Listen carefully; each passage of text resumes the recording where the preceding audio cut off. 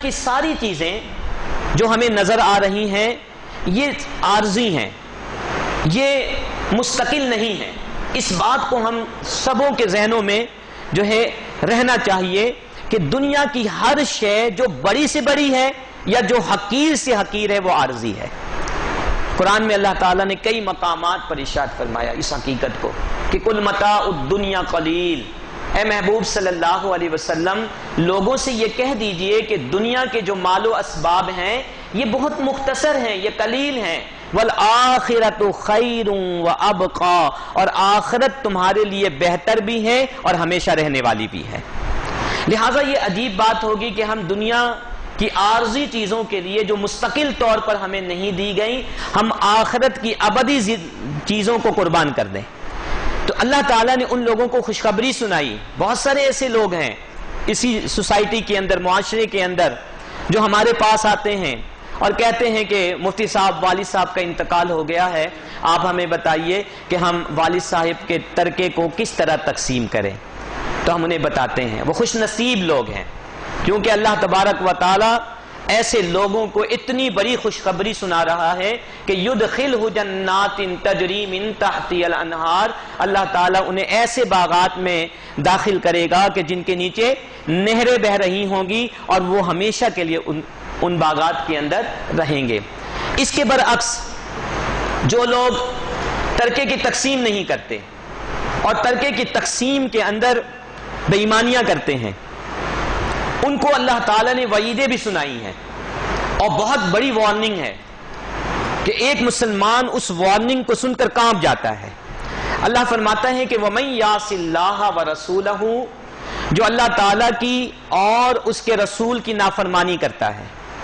یہ آیت کریمہ چونکہ وراثت کی تقسیم کے تناظر میں نازل ہوئی تو یہاں پر ہم خاص طور پہ کیا کہیں گے کہ جو وراثت کی تقسیم میں اللہ تعالیٰ اس کے رسول کی نافرمانیاں کرتا ہے، حکم عدولی کرتا ہے، تو فرمایا کہ وَيَتَعَدَّ حُدُودَهُ، اور اس کی قائم کردہ حدوں کو توڑتا ہے۔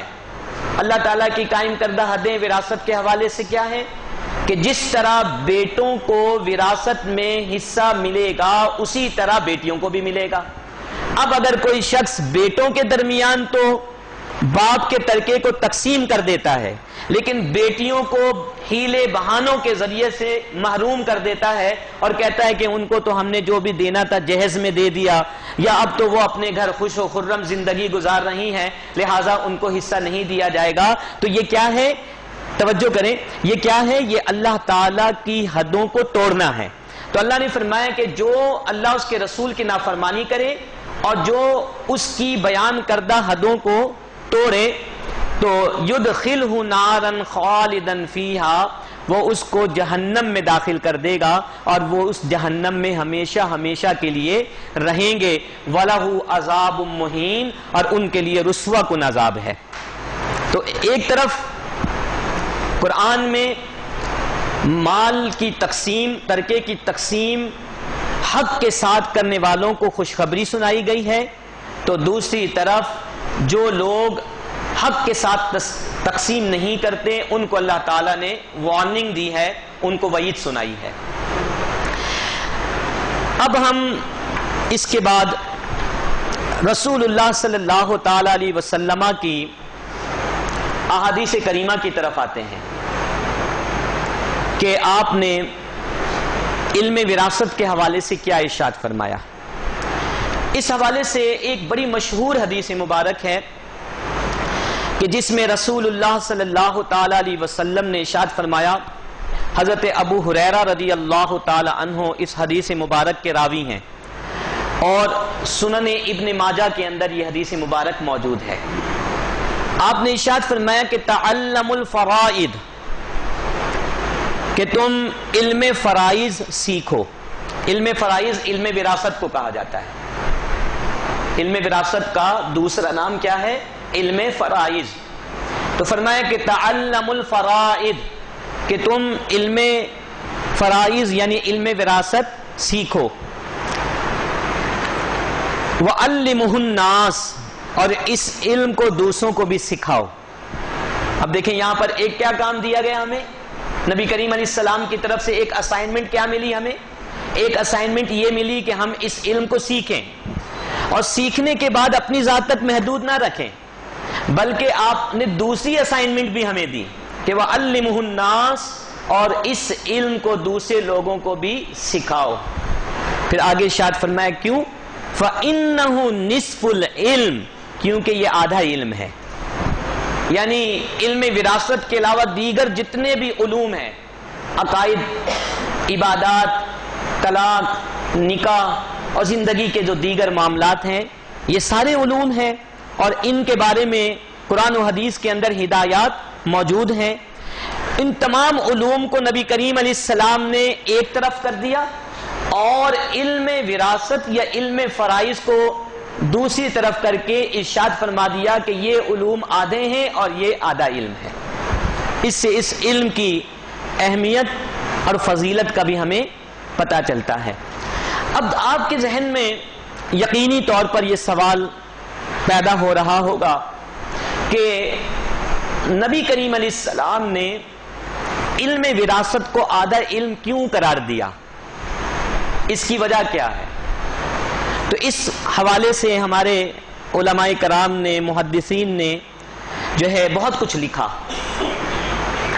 پہلی وجہ یہ بیان کی گئی کہ اس علم کو آدھا علم قرار دینے کی وجہ یہ ہے کہ آپ صلی اللہ تعالی علیہ وسلم اپنے اس فرمان کے ذریعے سے ہم اہل ایمان کے دلوں میں اس علم کی عظمت کو بٹھانا چاہتے ہیں۔ ظاہر بات ہے کہ تمام علوم کو ایک طرف کر دیا جائے، اور اس ایک سنگل علم کو ایک طرف کر دیا جائے، اور کہا جائے کہ یہ ایک علم ان تمام علوم کے برابر ہے، تو خود بخود سننے والے کے ذہن میں یہ بات آئے گی کہ اس کی عظمت اور اس کی فضیلت بہت زیادہ ہے۔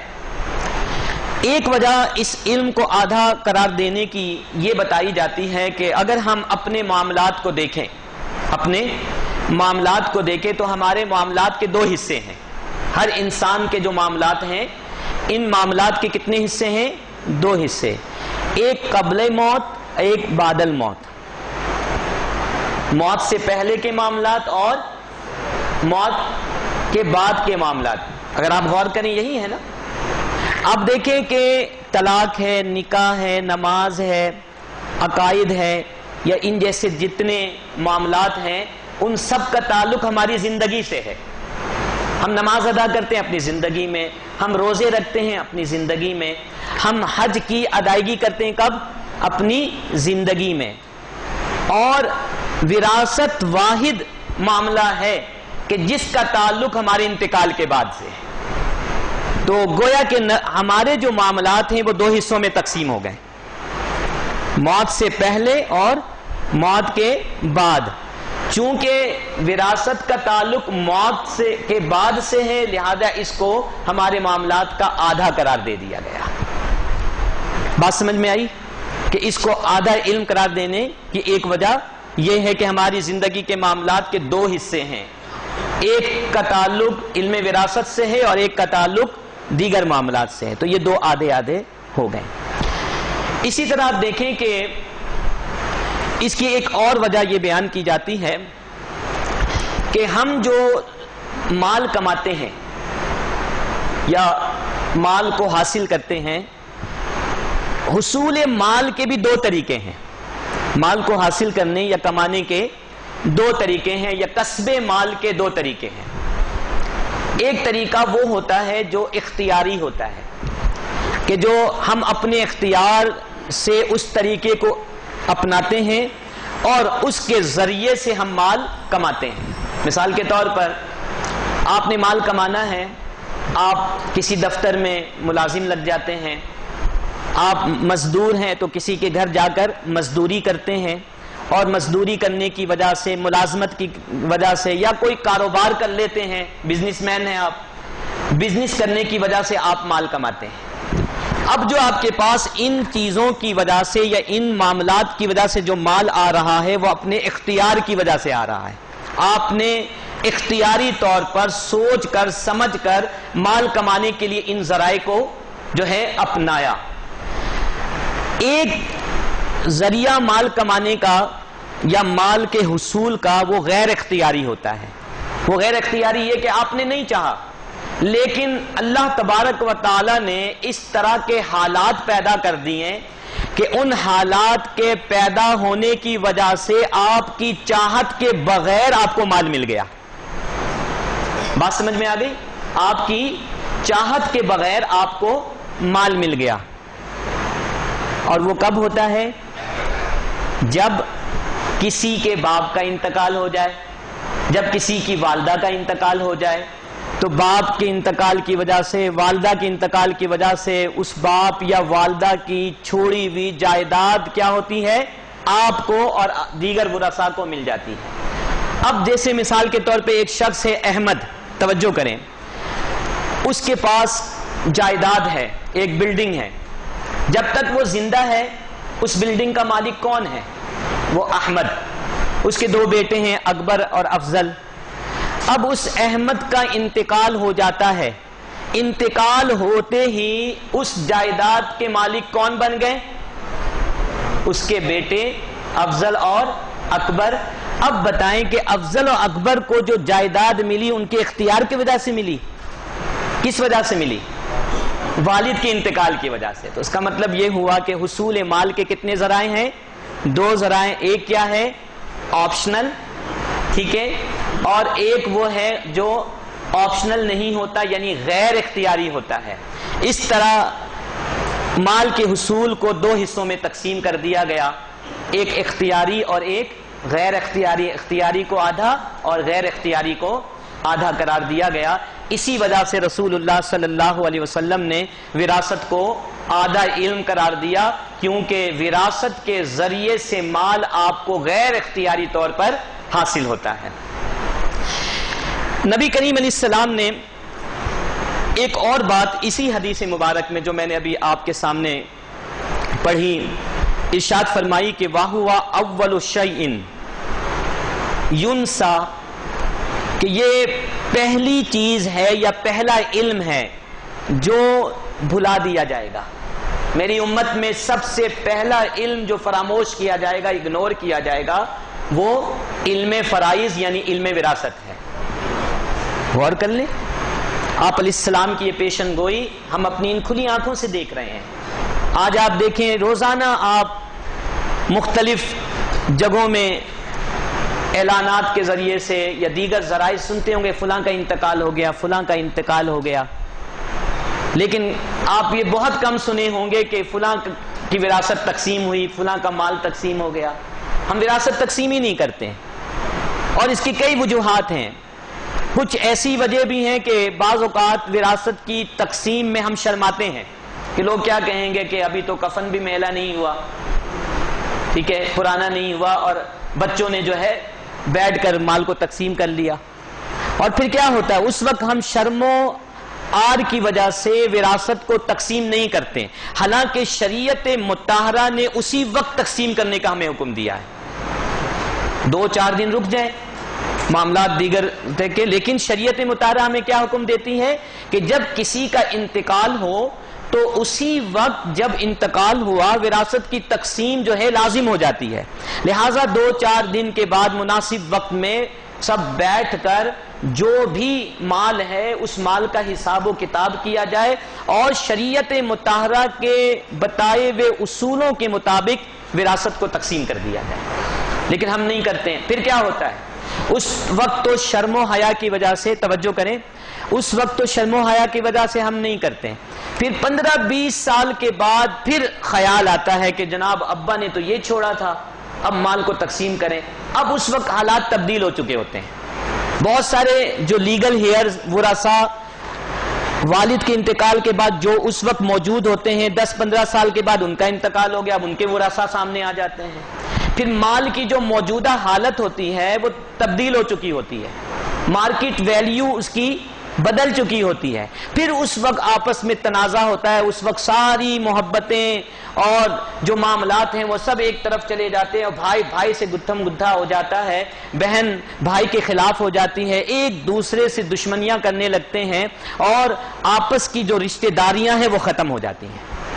اس وقت کہتے ہیں میں نے تو ابا نے جب چھوڑا تھا یہ بلڈنگ تو وہ تو بالکل 1 منزلہ تھی، اس کے بعد میں نے اپنے پیسے لگائے تو یہ 2 منزلہ ہو گئی، اس میں میرے اتنے پیسے لگے ہیں، اس وقت مارکیٹ ویلیو یہ تھی، ابھی اس کی مارکیٹ ویلیو بڑھ کر 2-3 گنا جو ہے زیادہ ہو چکی ہے۔ اس وقت پھر کیا ہوتا ہے؟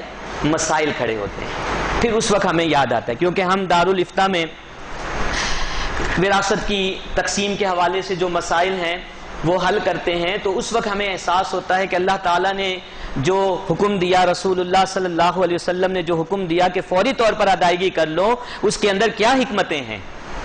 تھوڑی دیر کے لیے تو عجیب سا لگتا ہے کہ والد صاحب کا انتقال 2-4 دن پہلے وہ، اور ہم آج بیٹھ گئے تقسیم کے حوالے سے، تو عجیب سا لگتا ہے، لیکن بعد میں اس کے ثمرات ہمیں نظر آنا شروع ہو جاتے ہیں۔ تقسیم کا ہرگز یہ مطلب نہیں کہ آپ اسی وقت جائیداد کو بیچ دیں یا جو ہے فوری طور پر مال کو ہے تقسیم کر لے۔ مسئلہ یہ ہوتا ہے کہ بیٹھ کر کم از کم ہر ایک اپنے اپنے حصے کا تعین کر لیں، اور یہ تعین کر لیں کہ کون کون سی جائیداد وراثت میں آتی ہے اور اس کو تقسیم کس طرح کیا جائے گا، تاکہ بعد میں آپس میں کوئی جھگڑا نہ ہو۔ تو نبی کریم علیہ السلام نے فرمایا کہ وَهُوَ أَوَّلُ شَيْءٍ يُنْسَى وَهُوَ أَوَّلُ شَيْءٍ يُنْزَعُ مِنْ أُمَّتِي، کہ یہ پہلا علم ہے جو بھلا دیا جائے گا، فراموش کر دیا جائے گا، اور یہی پہلا علم ہے جو میری امت سے اٹھا لیا جائے گا۔ تو آج جو ہے اس علم کو جاننے والے آپ کو بہت کم ملیں گے۔ علماء کرام میں بھی آپ اگر علماء کرام کا بھی سروے کریں تو آپ کو بہت کم ایسے علماء کرام ملیں گے کہ جو اس علم کو اچھی طرح جانتے ہوں۔ اس کی کیا وجہ ہے؟ اس کی وجہ کیا ہے؟ اس کی وجہ یہ ہے کہ آدمی کسی بھی علم میں دلچسپی کب لیتا ہے؟ کہ جب اس کی ضرورت ہو۔ ابھی جیسے حج کے حوالے سے درخواستیں لوگوں نے جمع کروائی اور حج کے معاملات شروع ہو گئے، تو اب ہمارے پاس سوالات آنا شروع ہو گئے، لوگوں نے فون کرنا شروع کر دیا، تو اب ہم مجبور ہو گئے۔ کیا مجبور ہو گئے؟ کہ ہم جائیں اور جا کر حج اور عمرے کے احکام کو اسٹڈی کریں، کیونکہ ہمیں خوف ہے کہ کسی وقت بھی کوئی شخص مجھے فون کرے گا اور فون کر کے مجھ سے حج کے بارے میں کوئی بھی سوال کر سکتا ہے۔ تو ایک ضرورت پیش آئی، تو اب میں مجبور ہو گیا کہ جا کر کتابوں سے حج اور عمرے کے احکام کو پڑھوں، تاکہ کوئی بھی سوال کرے میں اس کو صحیح طور پر رہنمائی فراہم کر سکوں۔ اسی طرح بھی ماہ رمضان المبارک قریب ہے۔ اب ماہ رمضان المبارک میں دوبارہ سے، اور دیگر جو ہمارے علماء کرام ہیں، دوبارہ سے روزے کے احکام کو جو ہے اسٹڈی کرتے ہیں، ریویو کرتے ہیں، تاکہ کوئی بھی مسئلہ آ جائے تو فوری طور پر رہنمائی فراہم کی جا سکے۔ تو کہتے ہیں نا ضرورت ایجاد کی ماں ہے، کہ جب ضرورت ہوتی ہے تو پھر اندر اس چیز کو سیکھنے کا جذبہ پیدا ہوتا ہے۔ چونکہ اس علم کو لوگ نظر انداز کر چکے ہیں، آپ نے فرمایا کہ وَهُوَ يُنْسَى، کہ سب سے پہلے اسی علم کو فراموش کیا جائے گا، لہذا جب فراموش کیا جائے گا تو علماء کرام سے اس کے بارے میں سوالات بھی کم ہوں گے۔ جب سوالات کم ہوں گے تو ان کی توجہ اس علم کی طرف سے کم ہو جائے گی، اور پھر دیکھتے ہی دیکھتے یہ علم دنیا سے اٹھ جائے گا۔ لہذا ہمیں چاہیے کہ ہم حتی الامکان اس علم کو جانیں، یا کم از کم اس علم کے حوالے سے علماء کرام سے رجوع کرتے رہیں، ان کے پاس جاتے رہیں، تاکہ علماء کرام مجبور ہو جائیں اس علم کو مطالعہ کرنے پر، اور یہ علم جو ہے معاشرے کے اندر، سوسائٹی کے اندر ہمیں پریویل کرتا ہوا نظر آئے۔ اسی طرح نبی کریم علیہ الصلاۃ والتسلیم نے ایک اور حدیث مبارک میں ارشاد فرمایا، اور اس کے راوی حضرت عمر بن خطاب رضی اللہ تعالیٰ عنہ ہیں۔ حضرت عمر بن خطاب مسلمانوں کے خلیفہ ثانی، آپ فرماتے ہیں کہ تعلم الفرائض کما تعلم القرآن، کہ تم علم وراثت کو ایسے ہی اہتمام کے ساتھ سیکھو کہ جس طرح تم قرآن کو سیکھتے ہو۔ اب آپ اندازہ کر سکتے ہیں اس علم کی اہمیت کا، کہ کیا حضرت عمر بن خطاب رضی اللہ تعالیٰ عنہ کیا فرماتے ہیں کہ تم علم وراثت کو اسی اہتمام کے ساتھ سیکھو کہ جس اہتمام کے ساتھ تم قرآن کو سیکھتے ہو۔ اور ایک اور حدیث مبارک حضرت ابو موسیٰ اشعری رضی اللہ تعالیٰ عنہ اس کے راوی ہیں، فرماتے ہیں کہ من علم القرآن، توجہ کے ساتھ، من علم القرآن، کہ جس نے قرآن کا علم حاصل کیا، ولم یعلم الفرائض، اور اس نے علم فرائض کو نہیں سیکھا تو فَإِنَّ مَثَلُهُ مَثَلُ الرَّاسِ لَا وَجْهَ لَهُ، تو اس کی مثال ایسے سر کی ہے کہ جس کا چہرہ نہ ہو. آپ سمجھیں، یعنی اب سر تو ہو لیکن چہرہ نہ ہو تو خوبصورتی ختم ہو جائے گی. انسان کی خوبصورتی اس کے چہرے سے یعنی آیا ہوتی ہے. یہ آپ سمجھ لیں کہ یہ جو چہرہ ہے نا، یہ ہماری اصل ہے، اسی سے ہماری شناخت، اسی سے ہماری پہچان ہے. تو حضرت ابو موسیٰ اشعری فرماتے ہیں کہ جو شخص قرآن کا علم تو حاصل کر لے لیکن علم وراثت کو نہ سیکھے تو ایسا ہی ہے جیسا کہ جو ہے ایسا سر جس کا چہرہ نہ ہو، یعنی بغیر چہرے کے سر. لہٰذا ہمیں قرآن کی تعلیم بھی حاصل کرنی چاہیے، اور قرآن کی تعلیم کے ساتھ ساتھ علم فرائض یعنی علم وراثت کو سیکھنے کی بھی بھرپور کوشش کرنی چاہیے، کیونکہ نبی کریم علیہ السلام نے اس کی بہت عظمت اور فضیلت کو بیان کیا ہے. اب آپ دیکھیں ایک چھوٹی سی حدیث ہے، تَعَلَّمُوا الْفَرَائِضَ وَعَلِّمُوهُ النَّاسَ فَإِنَّهَا نِصْفُ الْعِلْمِ، کہ علم وراثت سیکھو بھی سکھاؤ بھی کیونکہ یہ آدھا علم ہے. میں اس چھوٹی سی حدیث مبارک کو لے کر اکثر و بیشتر سوچتا ہوں کہ ہم زندگی میں ساری حدیثوں پر تو عمل نہیں کر سکتے کیونکہ بہت مشکلات ہیں. اس چھوٹی سی ایک حدیث مبارک پہ تو کم از کم ہم عمل کر سکتے ہیں. کل قیامت کے دن اللہ کی بارگاہ میں جب ہم کھڑے ہوں نبی کریم صلی اللہ تعالی علیہ وسلم کی امتی کی حیثیت سے، تو اللہ کی بارگاہ میں ہم یہ عرض کرنے کے قابل تو ہوں گے کہ یا رب العالمین، اگرچہ ساری سنتوں پر ہم صحیح طور پر عمل نہیں کر سکے لیکن تیرے پیارے حبیب صلی اللہ علیہ وسلم کے ایک حدیث مبارک پر ہم عمل کرتے رہیں کہ ہم نے علم فرائض کو سیکھا بھی، دوسروں کو سکھایا بھی، اور جو ہے اس کو عام بھی کیا.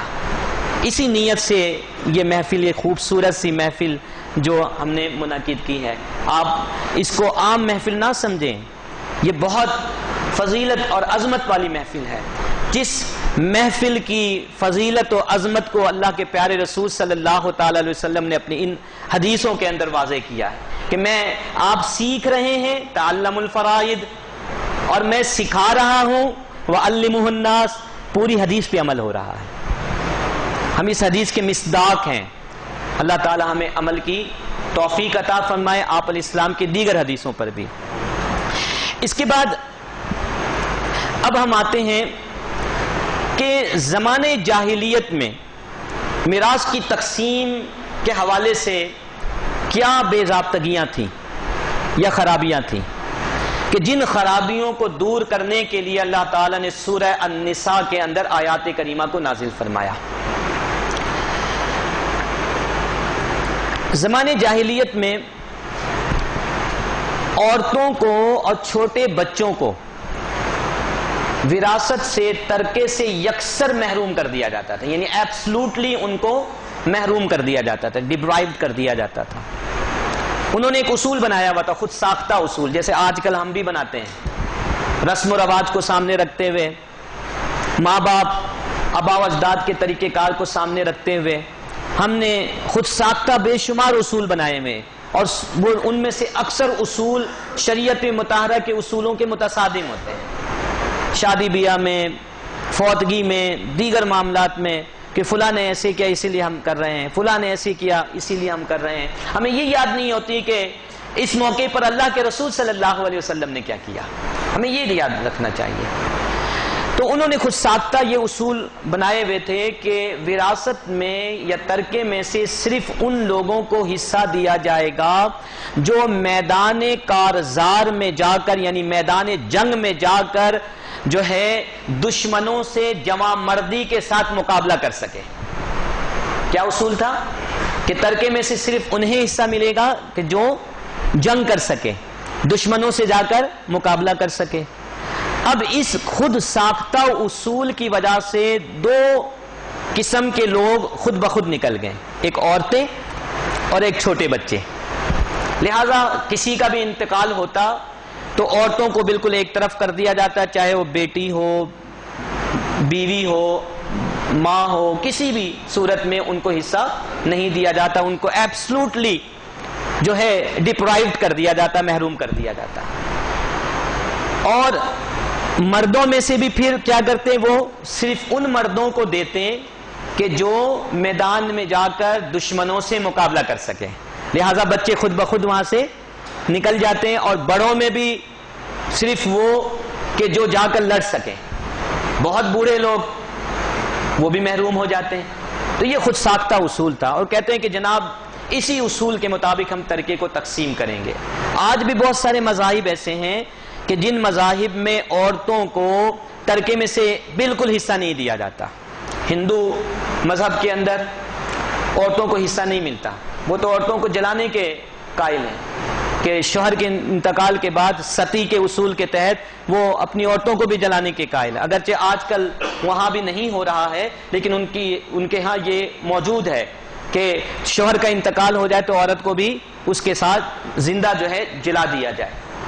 ہماری جو بہنیں، ہماری مائیں جو آج یہ کہتی ہیں کہ اسلام میں عورتوں کو حقوق نہیں دیا گیا، وہ ان چیزوں کو دیکھ کے سبق سیکھیں کہ اسلام میں جتنا زیادہ تحفظ عورتوں کو دیا گیا ہے، میں سمجھتا ہوں کہ مردوں کو بھی اتنا تحفظ حاصل نہیں ہے۔ اگر آپ غور کریں ہر اعتبار سے، بیوی کے اعتبار سے، بیوی ہے تو کھانا پلانا، ان کو پہنانا آپ کی ذمہ داری ہے، عورتوں کو بری کر دیا گیا۔ ماں ہے تو ساری ذمہ داری جو ہے اولاد پر رکھ دی گئی، اولاد میں بھی اولاد نرینہ پر۔ اسی طرح عورتوں کی دیگر صورتوں کو آپ دیکھیں تو اتنا تحفظ اسلام نے عورتوں کو دیا ہے کہ آپ اس کا اندازہ نہیں لگا سکتے۔ لیکن کہتے ہیں نا کہ جب انسان کی عقل مت ماری جائے تو پھر اس کا کوئی علاج نہیں ہے۔ ہم ظاہری چیزوں کو دیکھ کر متاثر ہو جاتے ہیں، اور حقوق نسواں کے نام پر عورتوں کو بے پردہ کرنے کو ہم کہتے ہیں کہ ان کا حق دیا جا رہا ہے۔ اسلام تو کہتا ہے کہ عورتوں کو بھی اس کے حقوق کما حق کو ادا کیے جائیں۔ لہذا جب نبی کریم صلی اللہ تعالی علیہ وسلم دنیا میں تشریف لائے، آپ نے اعلان نبوت کیا، تو آپ نے دیگر جو غیر شرعی جو رسم و رواج تھے ختم کیے، وہاں پر عورتوں اور بچوں کے حوالے سے جو خود ساختہ یہ اصول تھا ترکے کی تقسیم میں، ان پر بھی آپ صلی اللہ علیہ وسلم نے یہ توجہ فرمائی، اور اس اصول کو اللہ تبارک و تعالیٰ کے احکام کی روشنی میں بدل دیا۔ وہ کیسے کہ ایک غزوہ احد میں غالباً ایک صحابی رضی اللہ تعالی عنہ شہید ہوئے، حضرت سعد بن ربیع انصاری رضی اللہ تعالیٰ عنہ۔ جب یہ شہید ہوئے تو ان کی ایک بیوہ اور 2 بیٹیاں تھیں۔ اب جب یہ شہید ہو گئے تو ان کے 2 بھائیوں نے کیا کیا، اس زمانے کے اصول کے مطابق بیوہ کو، یعنی حضرت سعد کی بیوہ کو اور ان کی دونوں بیٹیوں کو ترکے سے محروم کر دیا، اور ساری جائیداد پر انہوں نے قبضہ کر دیا۔ یہ حضرت سعد کی بیوہ رضی اللہ تعالی عنہا رسول اللہ صلی اللہ علیہ وسلم کی بارگاہ میں حاضر ہو گئی، اور عرض کرنے لگی کہ یا رسول اللہ صلی اللہ علیہ وسلم، میرے ساتھ ظلم ہوا، میرا شوہر شہید ہو گیا، اور ان کی شہادت کے بعد ان کے بھائیوں نے میرے ساتھ یہ کیا کہ ان کی ساری جائیداد سے مجھے اور میری بیٹیوں کو محروم کر دیا، میرے شوہر کی جائیداد سے۔ آپ جو ہے اس معاملے میں فیصلہ فرمائیے۔ نبی کریم علیہ الصلاۃ والتسلیم جو ہے آپ نے خاموشی اختیار فرمائی اور کہا کہ ابھی تم انتظار کرو، دیکھتے ہیں اللہ کی طرف سے کیا حکم آتا ہے۔ آپ علیہ الصلاۃ والتسلیم جب انہیں یہ کہتے ہیں وہ خاموش ہو جاتی ہیں۔ اللہ تبارک و تعالی جو اپنے بندوں سے بہت محبت فرماتا ہے، سورہ النساء کی آیت نمبر 7 کو نازل فرما دیا اور فرمایا کہ للرجال نصیب مما ترک الوالدان والاقربون، مردوں کے لیے بھی حصہ ہے اس ترکے میں سے جو والدین اور قریبی رشتہ دار چھوڑ کر دنیا سے جاتے ہیں۔ بتا دیا مردوں کا حصہ، للرجال نصیب مما ترک الوالدان والاقربون، مردوں کے لیے بھی حصہ ہے اس ترکے میں سے جو والدین اور قریبی رشتہ دار چھوڑ کر جاتے ہیں۔ وَلِلنِّسَاءِ نَصِيبٌ مِّمَّا تَرَكَ الْوَالِدَانِ وَالْأَقْرَبُونَ، اور عورتوں کے لیے بھی حصہ ہے اس ترکے میں سے جو قریبی رشتہ دار اور والدین چھوڑ کر جاتے ہیں۔ لہذا جب یہ آیت کریمہ نازل ہوئی تو رسول اللہ صلی اللہ علیہ وسلم نے حضرت سعد کے دونوں بھائیوں کو اپنی بارگاہ میں طلب کر لیا اور یہ آیت کریمہ ان کو پڑھ کر سنا دی کہ اللہ کا یہ حکم ہے۔ وہ دونوں بھی صحابیت کے درجے پر فائز تھے، لیکن چونکہ زمانے جاہلیت سے یہ چلا آ رہا تھا تو انہوں نے سمجھا کہ اسی اصول کے مطابق ترکے کو تقسیم کیا جائے گا، اور انہوں نے اسی سوچ کی وجہ سے اپنے پاس وہ مال رکھ لیا۔ جب یہ آیت کریمہ انہیں دکھائی گئی، اللہ کے نبی علیہ السلام نے انہیں پڑھ کر سنایا اور بتایا کہ جس طرح تم لوگوں کا اس مال میں سے بھائی ہونے کے اعتبار سے حصہ ہے، اسی طرح بیوہ اور اس سعد رضی اللہ تعالیٰ عنہ کی بیٹیوں کا بھی حصہ ہے۔ وہ فوراً دستبردار ہوتے ہیں اور آپ صلی اللہ علیہ وسلم کے فرمان کے مطابق بیوہ اور بیٹیوں دونوں کو حصہ دے دیتے ہیں۔ یہ بھی ایک سمجھ لیں کہ ایمان کی بہت بڑی علامت ہے کہ بعض اوقات آپ سے مجھ سے کوئی خطا ہو جائے، کوئی غلطی ہو جائے جو شریعت مطہرہ کے جو ہے حکم کے مطابق نہ ہو، کوئی ایسا کام ہو جائے اور کوئی توجہ دلائے اور کہے کہ جناب آپ نے یہ غلطی کر لی ہے، تو ایمان کا تقاضا کیا ہے کہ وہاں پہ اڑنے کی بجائے، ضد بازی کرنے کی بجائے اور جو ہے ہٹ دھرمی کا مظاہرہ کرنے کی بجائے فوراً اللہ اس کے رسول کے احکام کے سامنے اپنے آپ کو سرنڈر کر دیں اور کہیں کہ مجھ سے خطا ہو گئی، لہٰذا میں اب اسی طرح کروں گا جس طرح میرے رب کا اور اس کے پیارے رسول صلی اللہ علیہ وسلم کا حکم ہے۔ تو اب آپ دیکھیں کہ اس آیت کریمہ سے ہمیں یہ پتا چلا کہ وراثت میں ترکے میں مردوں کے ساتھ ساتھ عورتوں کا بھی حصہ ہے۔ یہ الگ بات ہے کہ جب مرنے والے کے بیٹے اور بیٹیوں کے درمیان وراثت کی تقسیم ہوتی ہے تو اس وقت بیٹوں کو بیٹیوں سے دوگنا دیا جاتا ہے۔ اس کی بھی وجہ انشاءاللہ ہم پڑھیں گے، کیونکہ اسے بھی بعض لوگ اعتراض کی صورت میں وارد کرتے ہیں، آبجیکشن کرتے ہیں کہ دیکھو اسلام میں مرد اور عورت کو اس معاملے میں تو فرق کر دیا گیا، بیٹیوں کو آدھا دیا جا رہا ہے، بیٹوں کو پورا دیا جا رہا ہے، یعنی بیٹوں کو دوگنا دیا جا رہا ہے۔ تو آپ دیکھیے گا کہ جب ہم انشاءاللہ اس کو سنیں گے کل کی نشست میں تو آپ حیران ہو جائیے گا کہ بیٹوں کو بیٹیوں سے ڈبل دینا ہی انصاف ہے۔ کیا ہے؟ عین انصاف ہے۔ اگر بیٹوں اور بیٹیوں کو برابر دیا جاتا تو یہ انصاف نہیں ہوتا، بلکہ وہ انصاف کے تقاضے کے برخلاف ہوتا، کیونکہ اللہ تبارک و تعالی سے بڑھ کر انصاف کرنے والا کون ہو سکتا ہے؟ رب کائنات فرماتے ہیں ان اللہ یأمر بالعدل والاحسان، کہ بے شک اللہ تعالی حکم دیتا ہے عدل کا اور احسان کا۔ تو جو ہمیں حکم دیتا ہے عدل کرنے کا، وہ خود کیسے عدل کے برخلاف کام کر سکتا ہے؟ یہ تو اللہ کی شان اور عظمت کے برخلاف ہے۔ لہٰذا کئی دفعہ ہم نے دیکھا ہمارے مسلمان بھائیوں کو بھی ان چیزوں پہ کلام کرتے ہوئے، آبجیکشن کرتے ہوئے، انہیں سوچنا چاہیے کہ اللہ کا کلام سچا ہے، ہمیں غور و فکر کرنا چاہیے، اور اگر غور و فکر کے باوجود بھی بات سمجھ میں نہ آئے تو آمنا صدقنا کہہ کر خاموش ہو جانا چاہیے، کیونکہ انسان کی عقل بہرحال محدود ہے۔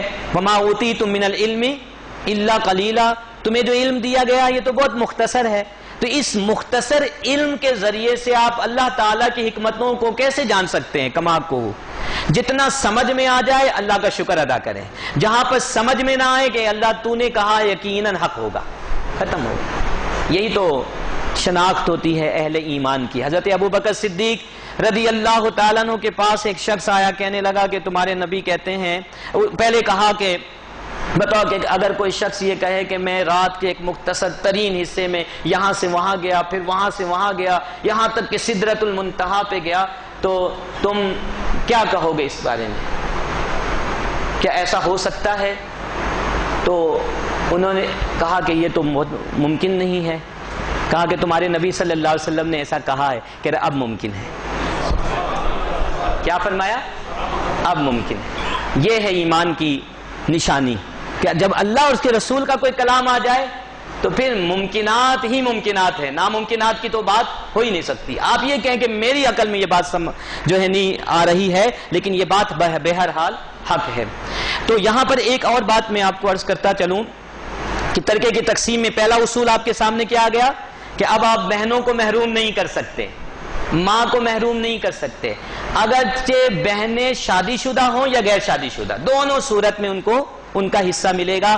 اگرچہ آپ نے اپنی زندگی میں اپنی بیٹی کو ڈھیر و جہیز کی صورت میں دے دیا ہو، لیکن آپ کے انتقال کے بعد جو کچھ بھی آپ کا انہیریٹنس ہوگا، آپ چھوڑیں گے، اس میں آپ کی اس بیٹی کا بھی حصہ ہوگا، ان کو محروم نہیں کیا جا سکتا۔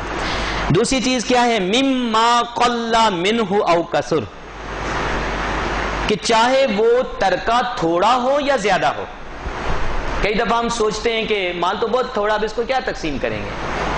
فقہاء کرام نے یہاں تک ارشاد فرمایا کہ ایک شخص ہے، اس کا انتقال ہو گیا اور اس کے پاس ایک الائچی ہے، یعنی اس کی اہمیت کو اجاگر کرنے کے لیے، ہمیں سمجھانے کے لیے کیا فرمایا کہ ایک شخص جس کا انتقال ہو گیا، ڈیسیز پرسن، اس کے پاس کیا ہے؟ ایک الائچی، اس نے ایک الائچی چھوڑی، تو کہہ رہا وہ الائچی بھی جو ہے ترکے میں تقسیم کی جائے گی۔ اگر اس کی جیب میں ایک سوئی بھی ہے تو اس سوئی کو بھی ترکے میں تقسیم کیا جائے گا۔ ہم کیا کہتے ہیں؟ ہم بندر بانٹ کر لیتے ہیں، یہ میرا ہے، وہ میرا ہے، یہ مجھے بہت پسند ہے، یہ مجھے دے دیں۔ شرعاً اس کی اجازت نہیں ہے۔ سب مال کو جمع کیا جائے گا، اس کی جو مارکیٹ ویلیو نکالی جائے گی، اور اس مارکیٹ ویلیو کے مطابق شریعت نے جس کو جتنا حصہ دیا ہے اس کے مطابق اس کو اتنا حصہ دیا جائے گا۔ اور میں نے پہلے یہ بات کہہ دی اور بار بار اس لیے کہہ رہا ہوں کہ ہمارے ہاں یہ کوتاہی بہت نظر آتی ہے کہ جب کہا جاتا ہے کہ آپ فلاں کو دیں، فلاں بھائی کو دیں، تو اس نے معاف کر دیا، ارے آپ نے بہنوں کو نہیں دیا، وہ بہنوں نے نہ کہہ دیا نہیں ہمیں ضرورت نہیں، آپ سب آپس میں تقسیم کر لیں۔ تو کیا بات میں نے آپ کو بتائی؟ فریضۃ من اللہ، کیا؟ فریضۃ من اللہ، یہ اللہ کی طرف سے فرض ہے، بس ختم ہو گئی بات۔ تقسیم بہرحال آپ کو کرنی ہے، تقسیم کے بعد جو جی میں آئے آپ جس کو چاہے آپ دے دیں، لیکن تقسیم کے پہلے آپ کو کوئی اختیار نہیں ہے۔ اسی طرح جو ابھی بات ہو رہی تھی کہ تھوڑا ہو یا زیادہ، اس حوالے سے سورہ نساء کی آیت نمبر 33 بھی بہت اہم ہے۔ اللہ تعالیٰ نے اس آیت کریمہ میں ارشاد فرمایا کہ وَلِكُلٍّ جَعَلْنَا مَوَالِيَ مِمَّا تَرَكَ الْوَالِدَانِ وَالْأَقْرَبُونَ، اور ہر ایک وارث کے لیے اللہ نے حصے کو مقرر کر دیا ہے اس ترکے میں سے کہ جو ترکہ والدین اور قریبی رشتہ داروں نے چھوڑا ہے، یعنی جو بھی متروکہ مال ہے اس متروکہ مال میں سے ہر وارث کے حصے کو اللہ تعالیٰ نے مقرر کر دیا ہے۔ ایک اور اہم بات وراثت کے حوالے سے کہ جو وراثت کا تعلق ہے، ابھی بھی تھوڑی دیر پہلے میں نے یہ بات عرض کی کہ وراثت کا تعلق انسان کے انتقال کے بعد سے ہے۔ وراثت کا تعلق انتقال کے بعد سے، یعنی آپ کا مال ترکہ یا وراثت اس وقت بنے گا جب آپ انتقال کر جائے۔ اللہ تعالیٰ آپ سب کو صحت و عافیت عطا فرمائے۔ تو وہ لیکن انتقال کے پہلے وہ وراثت نہیں ہے، نہ ترکہ ہے۔ اگر کوئی شخص اپنی زندگی میں اپنے مال کو، اپنی جائیداد کو تقسیم کرنا چاہتا ہے تو اس تقسیم کا طریقہ کار وراثت کی تقسیم کے طریقہ کار سے مختلف ہے۔ کر سکتا ہے، آپ کی اپنی جائیداد ہے، آپ چاہتے ہیں کہ جناب میں اپنی زندگی میں ہی ساری چیز کو تقسیم کر دوں تاکہ انتقال کے بعد کوئی معاملہ ہی نہ ہو، بھائی بہنوں میں کوئی تنازع نہ ہو، تو شریعت نے آپ کو اس بات کی اجازت دی ہے، لیکن طریقہ کار مختلف ہے۔ طریقہ کار کیا مختلف ہے؟